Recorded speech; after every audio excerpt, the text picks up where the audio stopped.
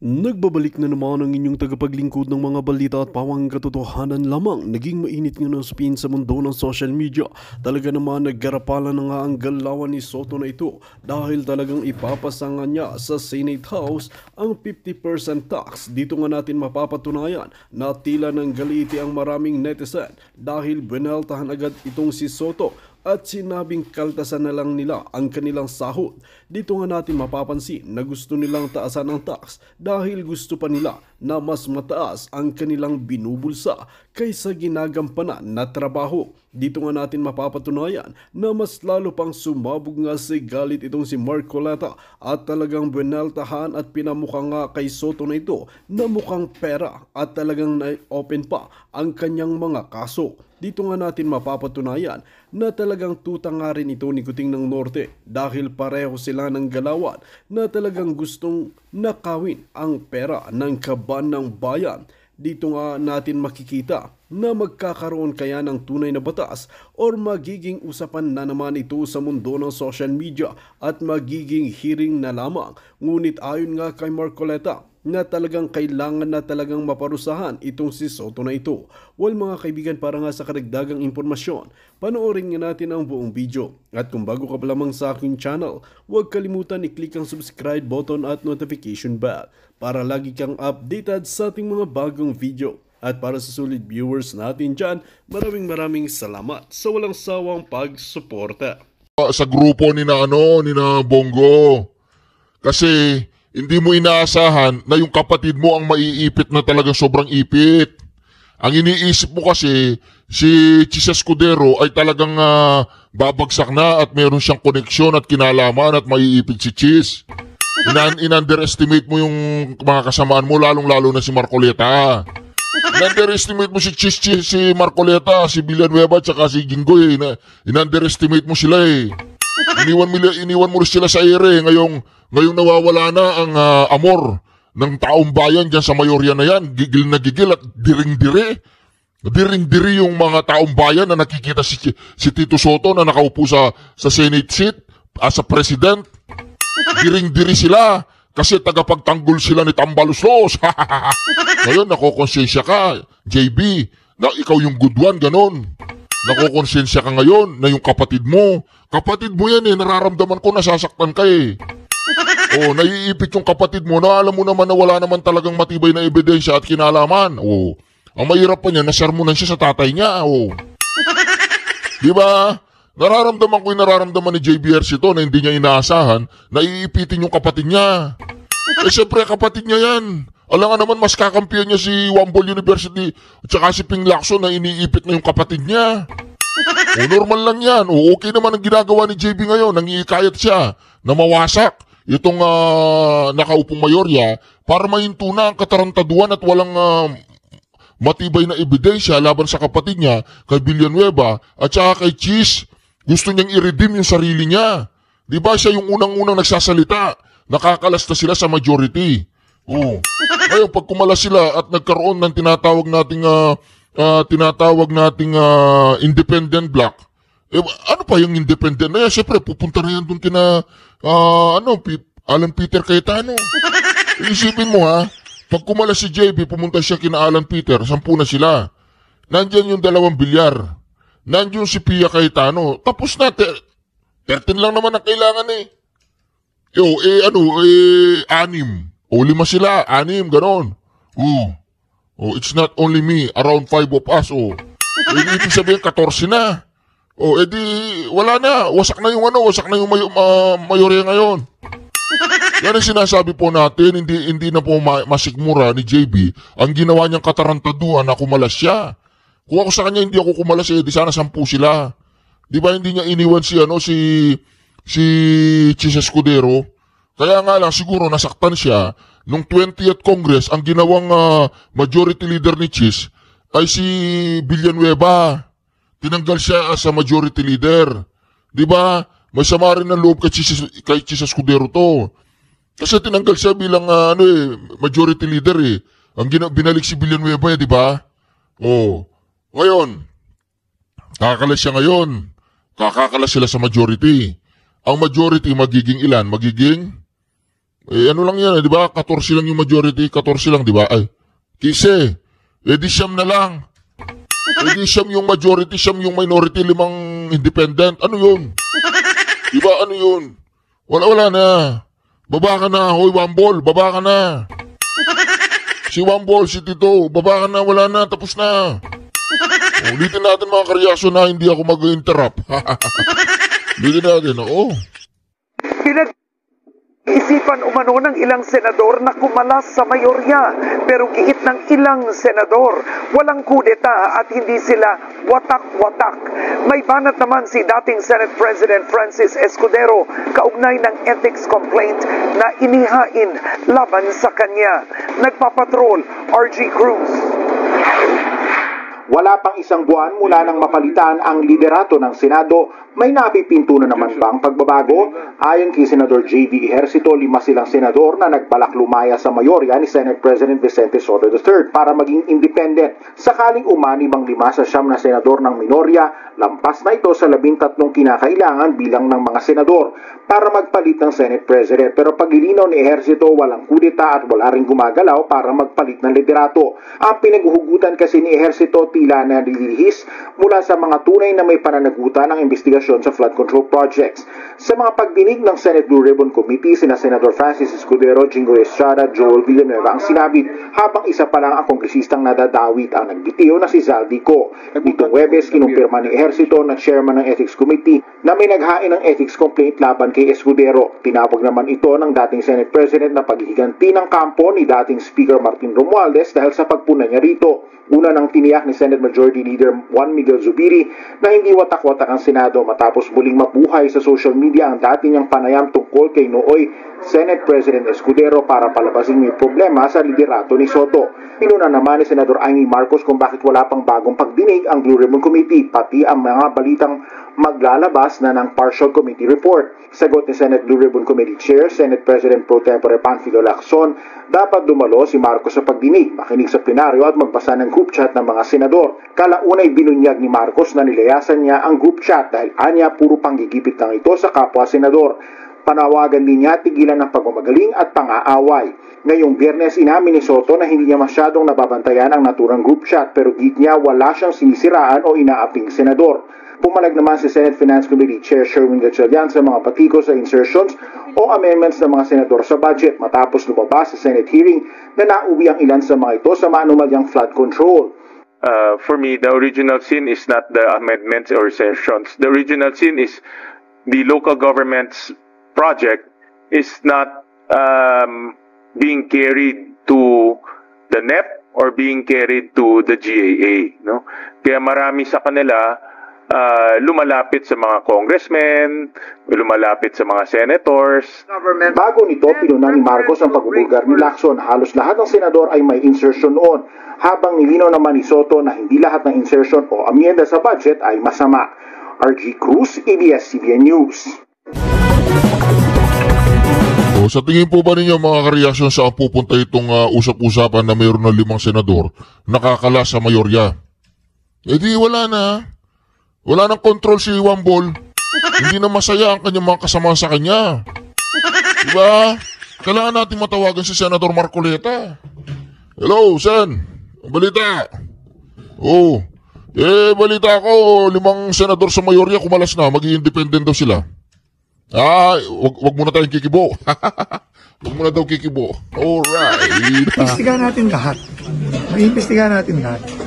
Wala naman tayong sasantuin dito, wala tayong sisiluhin. Pero, hintayin lang natin yung, yung pag-appoint ng bagong special advisor para mag-coordinate. Naawa ako dito kay Vince Dizon.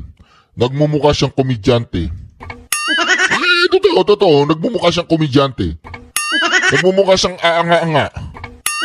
Bilib na bilib sa kanya, matalino siya, meron siyang kredibilidad. Pero Brad, Vince, nagmumukha kang komedyante. Wala kang sasantuin? Sino nag-appoint sa'yo? Si Bongbong Marcos? Normal ka ba? Normal ka? O may kulang? May kulang sa'yo? Sa tingin mo si Bongbong Marcos walang kinalaman dyan? Sa tingin mo? Ha? Ngayon sasabihin mo, wala kang sasantuin, punta ka ng Ilocos Norte? Nagigiba yung mga flood control doon? Huwag mo sasabing wala kang sasantuin. Inappoint ka ni Bongbong Marcos. Ay, hindi mo pa rin alam kung sino yung mastermind? Alam mo ba yung pangalang Lisa Araneta at Bongbong Marcos? Hindi mo alam? Tanungin mo sila, harap-harapan, sir. Sinasabi ko sa social media, wala akong sasantuin eh. Pwede mo magtanong, sir. Unang-una, pwede mo magtanong, Mr. President. Kasi po, Mr. President, sabi nila nagkukuking ka eh. Ganon. Pangalawang tanong, sir, wala ka talagang kinalaman, sir, sa nakawan? Nagdi-deliver daw sa Malacanang sa Aguada eh. Totoo, sir, wala kang kinalaman, wala akong sasantuin, sir. Pati ikaw, imbestigahan kita. Pati ikaw, papakulong kita, ganon. Ikaw naman, business, wala namang ganyanan. Iloloko mo naman yung sarili mo eh. Sarili mo na lang lukuhin mo, huwag na kami. Di ba? Di ba mga kareasyon? Grabe naman yan.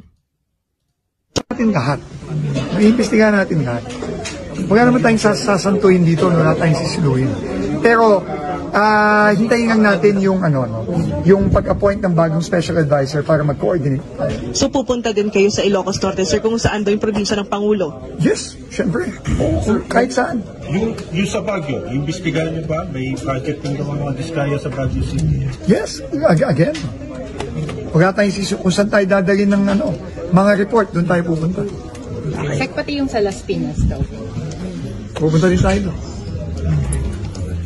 Nakita po ninyo yung demeanor niya? Yes! Kung saan tayo dadali ng informasyon, tayo pupunta ako. Mga reaction, na ano po ba ninyo na nararamdaman ninyo na si Vince Dizon ay nagmumukha ng komedyante, sir?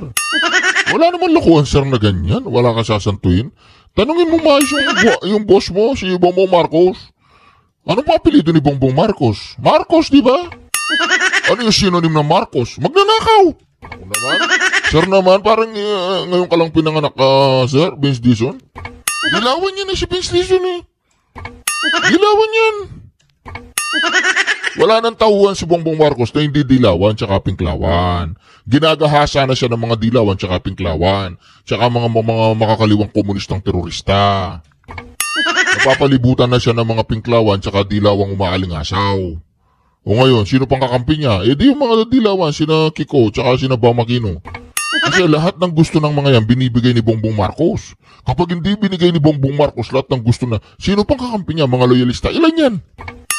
Ilang loyalista yan? Ako naman. Wala namang dagwan na ganyan. Mga bataan lahat ni Noynoy, Noynoy Aquino, Noynoy Abnoy. Ang lahat ng bataan ni Bongbong Marcos ngayon. Mantakin mo, yung magkalaban, si Bongbong Marcos, tsaka si Abnoy, ngayon, lahat ng nagsasabing magnanakaw, never again, na ngayon tagapagtanggol ni Bongbong Marcos ng mga bataan ni Noynoy. Ibig sabihin pala, yung mga bataan ni Abnoy tsaka mga bataan ni Bangag, isa lang. Matagal mo yung mga kareaksyon. Nagkaroon na nga ako ng masamang impresyon na ang institusyon ay ginagamit tungkol sa insertion. So, pag akala nyo, insertion ay mali, pero sabi mo naman, ngayon hindi mali. Ba't mo tinanggihan?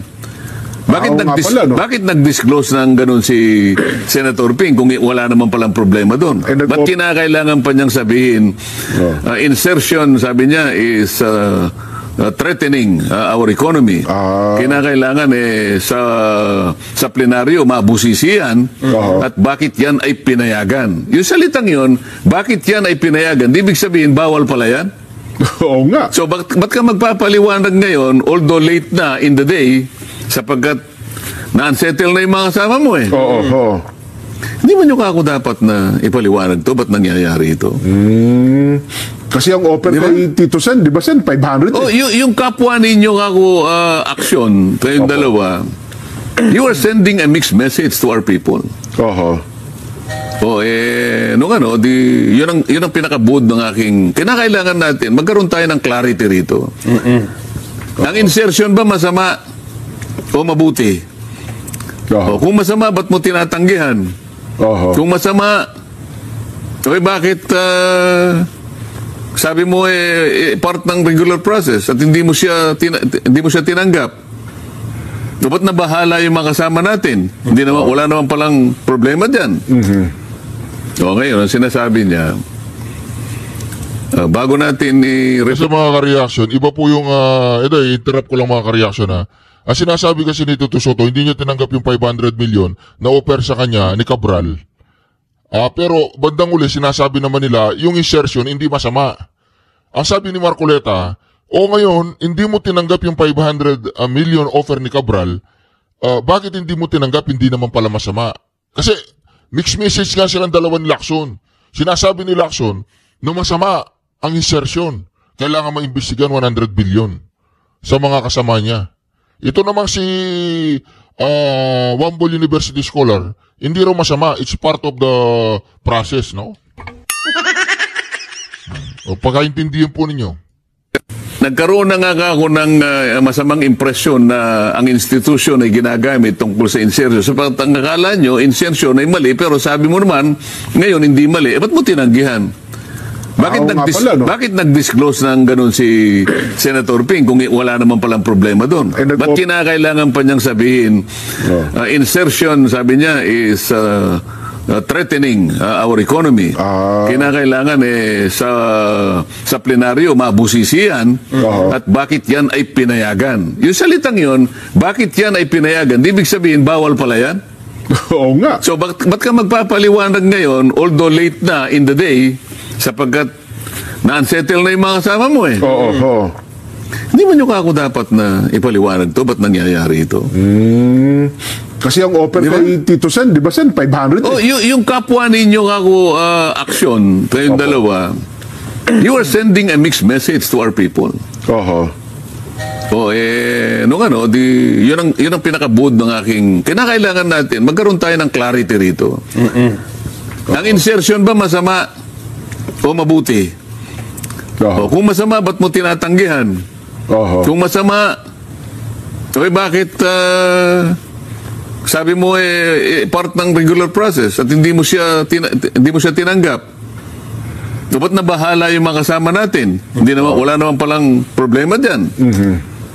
Ngayon, ang sinasabi niya, bago natin i-refer yung privilege speech ni Senator Marcoleta, ay gusto ko munang magpaliwanag doon sa kanyang mga pinagsasabi. Una, sabi niya, sino po ito? Si Senator Ping na po ito? O si Senator Soto, Senate President Soto? Senate President. Okay kasi po. siya yung presiding officer. Una kanya, dapat sana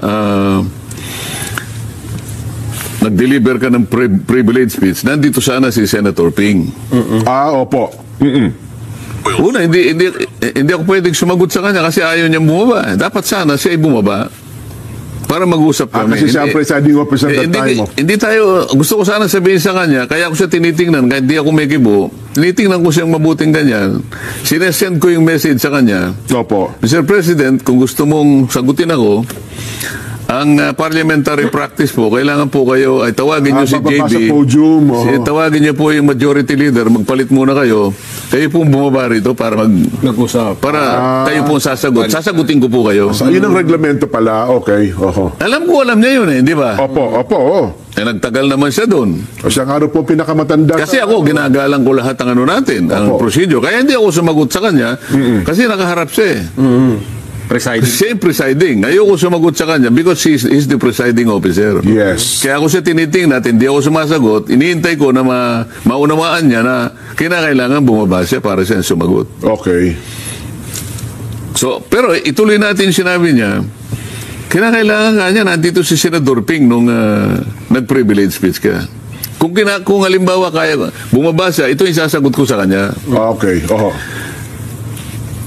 Your Honor, hindi ko po tungkulin. Wala po akong obligasyon na sabihan ko kayong lahat na ako'y magpi-privilege speech. Kailangan po nandito kayong lahat. Huwag kayong aalis magpi-privilege speech ako. Wala pong ganon. Walang ganon, tama. Hindi mo pwedeng pigilan. Wala po akong karapatan.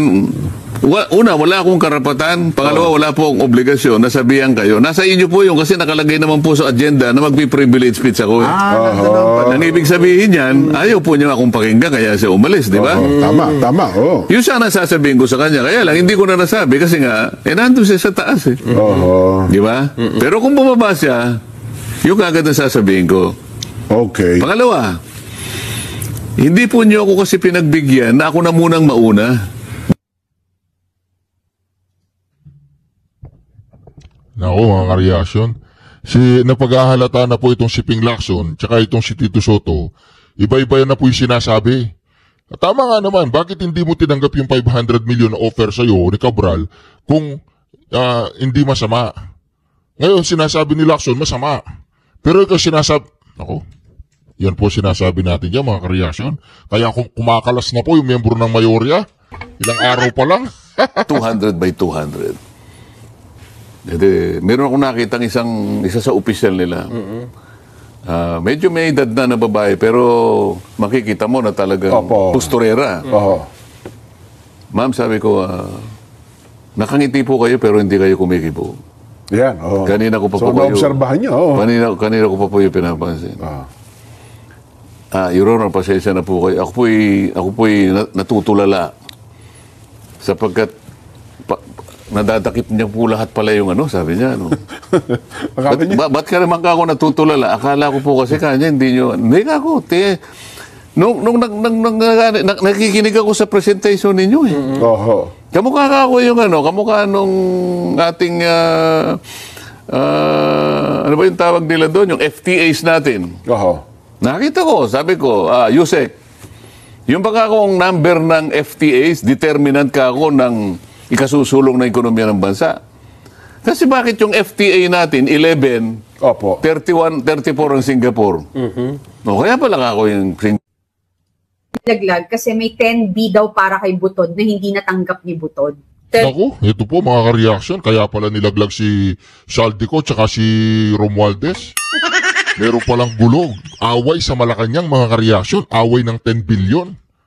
Naku mga ka-reaction. Ay panoorin po natin ito mga ka-reaction. Tsaka dito sa video na ito mga ka-reaction malalaman natin kung talagang mangyayari na sa Lunes ang palitan. Ang palitan liderato ng Senado, nakaka-excite mga kareaksyon, ang pagbabalik ni Marcoleta sa Blue Ribbon Committee.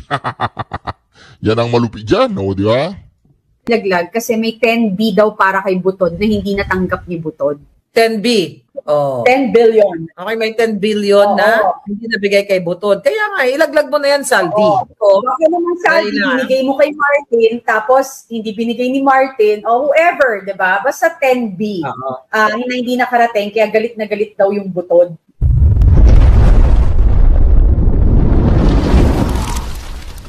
Ang sabi sa akin ng isang very, very reliable source, lahat daw makukulong. Si Martin, sisiguin niyang siya hindi makukulong. Ilalaglag na po ni Saldi ko. Sabi ko kay Saldi, sabi ko naman sa kanya, for sure kasi may taga pakinig yan siya dito, whether you dismiss your case against me or hindi, matatalo pa rin kita. But I welcome you dito sa channel. Gusto mo isama ko si Cathy na mag-tell all ka dito. Diba? Madali lang naman yan. Ibigay mo, ilapag mo na lahat. Diba? Ilapag mo na lahat ng kadyotahan ni Bangag Jr. Ngayon, para ma-redeem mo yung sarili mo, okay, lahat ng mga ninakaw mo, diba, i-endorse mo na sa taong bayan. Okay? Para, total saldi ko, yung mga helicopter na yan, hindi mo naman talaga malalibing sa hukay. Yan, tama si Cathy na ilaglag mo na silang lahat. Isoli mo yung mga ninakaw mo, umamin ka, humingi ka ng sorry sa taong bayan, yung mga Hermes ng asawa mo, ibigay mo na sa taong bayan. Ibenta nyo na yan at ibigay nyo, gawin yung pagkain sa taong bayan. Baka matuwa pa ako sa iyo, 'di ba? Pero meron daw sis na kaya siya nilaglag kasi may 10B daw para kay Butod na hindi natanggap ni Butod. 10B. 10 billion na supposed 10 billion. Ayan, bagong pasapog yan. Ayon sa ating puting ahas, ay magandang ahas pala. Allegedly, okay, may 10 billion na hindi nabigay kay Butod. Kaya nga, ilaglag mo na yan, Saldi. At saka Saldi ko, bakit naman Saldi, binigay mo kay Martin, tapos hindi binigay ni Martin, o whoever, di ba? Basta 10B. Hindi nakarating, kaya galit na galit daw yung Butod. At saka ikaw, Saldi, yung kinaso mo dyan sa akin sa Legazpi Albay, hindi ka magwawagi dyan. Antayin mo yung mga, pag nagbumaliktad na ang mundo natin, sisiguraduhin ko sa'yo, lalabanan kita. Pero ngayon, para maganda, para sa bayan, ilaglag mo na si Butod, si Lisa Tanas, at si Bangag, yung protector at ang mastermind nyo. Then humingi ka ng sorry sa taong bayan na mag-sorry ka na, sorry, nagnakaw ako, masyado ako naging greedy, isoli ko na to lahat. Anyway, go ahead, sister.